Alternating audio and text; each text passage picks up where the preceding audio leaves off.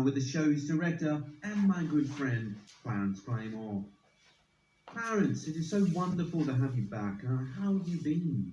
Thanks for having me back on, Simon. I've been very well, thank you very much. Gosh, I can't remember the last time I seen your face. It's been so long. It's been quite some time, yes. So what have you been up to this whole time? You kind of just dropped off the face of the planet ever since you ended the show. Well, Simon, I've been having, I guess, you can say a break from all the storytelling and the production and whatnot. I was in a burnt-out stage of my career, and I thought, time away would help me recover so I can tell more stories in the future. And in this time of not having to worry about making up stories, have you recovered? Do you miss the show? Fuck yeah, cunt. But you know, all good things must come to an end at some point. Much like yourself. Yes. Like one day you're gonna fucking die, Simon. Yes. Could be me that killed you. Yes. But like, hey look, that's life, mate. Fucking oath I missed the show. And it was good fucking times. But you can't cling to the past, mate. The best thing we can do is move forward because we never truly know what the future holds for us. Am I right or am I wrong, Simon? Yes. You're right, man. Fair. So what was your experience working with a director like Clarence? How would you describe him and his work? Oh look, the bloke is an amazing director, storyteller, and actor. It was such an honour to be a part of his creation, especially playing as the title character. He's by far the best director I've ever been lucky enough to work with. Clarence is such a nice guy, mate. Like, in the show, we give him so much shit and hate him or whatever, but in real life, the guy's the most interesting cunt you'll ever meet. He really allowed us to have a lot of freedom on the show, which makes him the best because you can really feel that trust between the actors and the director, which I think is very important. He's not a fucking director guy. Like, he's just who he is. To be able to witness him act and direct simultaneously on set is absolutely phenomenal. And the stories that he makes, you know, like, it's always keeping you on your toes and, you know, you never know what's going to happen next. Oh, he's got his own stunts and shit. I love the guy. You alright?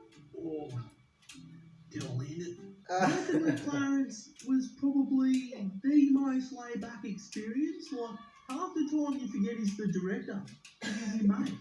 His performance as a local punching bag really hits the feels at times. Like, seeing his character get bullied is so sad, mate. But it's also heaps funny as well. Boy, Clarence. Oh, Donnie, you bothered less. No, I was just telling you about how we met. How you gave me these jobs and that. The carpet in the shop needs vacuuming. Well, I'll get that done. Take the fucking The role I portray is somewhat of a lonely fellow who just wants to do good in the world and be nice to everyone and everything. But of course, the character gets rejected by what seems to be the universe itself. It's quite sad, really. This is for my friends. May Lord please save their soul. But it's always nice to give that character a bit of redemption, you know, a bit of hope. I feel that's what engages the audience so much, is that they feel sorry for the character. They want him to win. And when he does, it's wonderful. 3 mandarins. Whoa. Oh, yeah. Please. Oh, yeah. And the cast feel that too. And even though I'm getting them to verbally abuse me on set, they can't help but feel bad for what I make them do and say. Everyone, the barbecue's ready. Fuck, you know how to fucking tell us, can't we? Fucking know. Fucking hear it sizzling. Oh. How you on, guys? Oh, for fuck's sake, Clarence. Oh, mate, you know, it's hard when you got to yell in the cunt's face. Like, we all know it's acting and everything, but because he's just such a sweetheart and, like, such a good mate in real life, you know, you can't help but feel bad. I'm always saying sorry after every take, and he's like, oh, don't worry, it's just acting, you know, but, like, I can't help it, you know, I just don't want to put that energy towards him because he's a beautiful human being, or whatever he is. Fucking, I don't feel bad. If the cunt wants me to yell in his face, I'm going to fucking yell in his face. You know, it's just fucking acting. Yeah, you fucking listen to your mate. I've only got 8 minutes left in this gun. And I will fucking waste all of them on you, even though that you'll just fuck it. Don't get your board, don't get your way, you hear that? I think of all the fucking things that piss me off, and I just fucking channel that, and I use it. It's part of my job. to language, screaming your fucking head off. All the actors that I scream at know I'm not fucking serious, you know? I'm actually really nice to them. They know I'm acting. We have a laugh afterwards, you know? What the fuck? Oh shit, man! I can smell you, Norton. Oh no, shut up, shut up, shut up! Mm. Oh, there you are, Norton! Even though that I was playing as the show's antagonist for the first half, the whole cast and crew always made me feel welcome. Everyone was so nice to each other. It was nice to be a part of it. I really enjoyed my experience.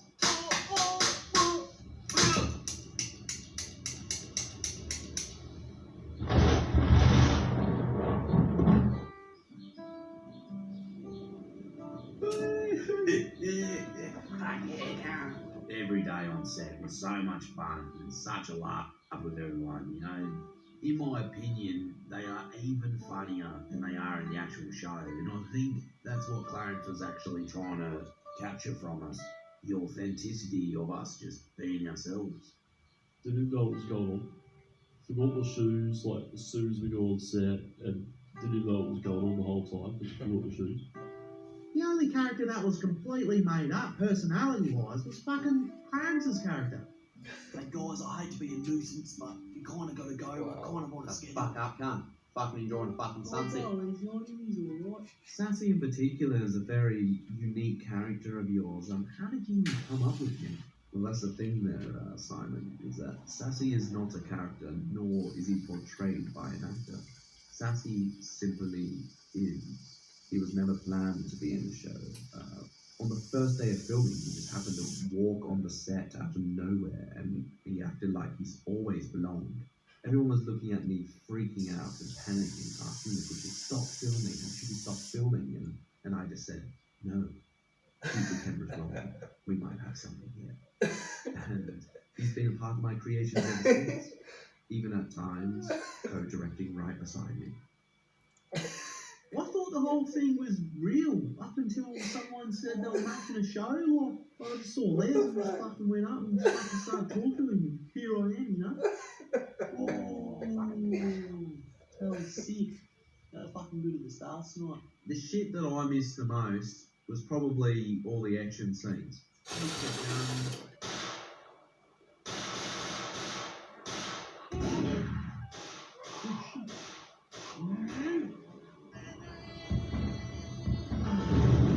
Explosions.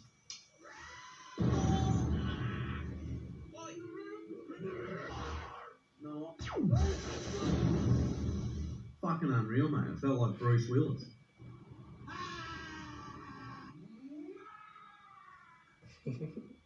The fucking plane scene, cunt. That scene in Tomb Raider 2 where we all jump out of the plane, that was actually a real plane in a studio. We all fucking bungee jumped out of it. We had this old aircraft hanging up the top of the ceiling in this warehouse where we were filming with blue screens behind it and all this going on. I just remember looking at it and I was just so nervous jumping out of the thing, like fucking wires and shit hanging off me. What the fuck is that what I'm jumping out of? Fuck. I didn't think it was going to be that high, eh? I was hesitant. I nearly didn't do it. Is it safe? Do you reckon this is going to hold? His exit was a little bit different to the rest of us because he had to get yanked out, you know? Holy fucking whiplash. Just gets fucking flung out of the thing. Should I do it again or? That was great. Nah, it was fucking good. I'm fucking proud of myself that I did it.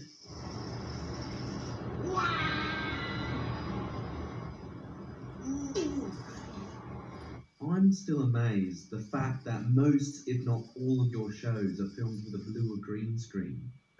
Yes, well, we filmed most of the shows inside a big studio because it was just easier to use the blue and green screens for the cast to be copied and pasted in these various exteriors, so to speak.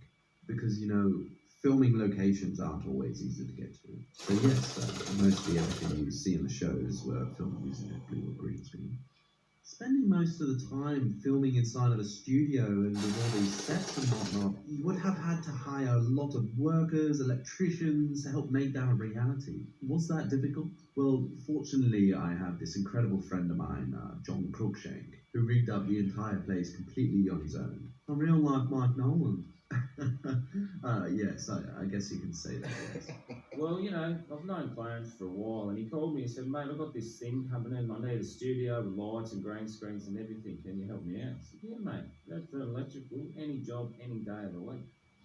Fucking little wild dog, get in there. Fucking hell, dog. Not just electrical either. We ended up doing all the sets there, built them all by hand. Right? More fucking sets there than Wimbledon, brother. Okay? And all the stunt mechanisms. Fucking bastard, wife. Fuck this. You know, it was a bit full on, but Clarence was good enough to pay me cash too, so, you know, as far as the Prime Minister is concerned, fucking God built it.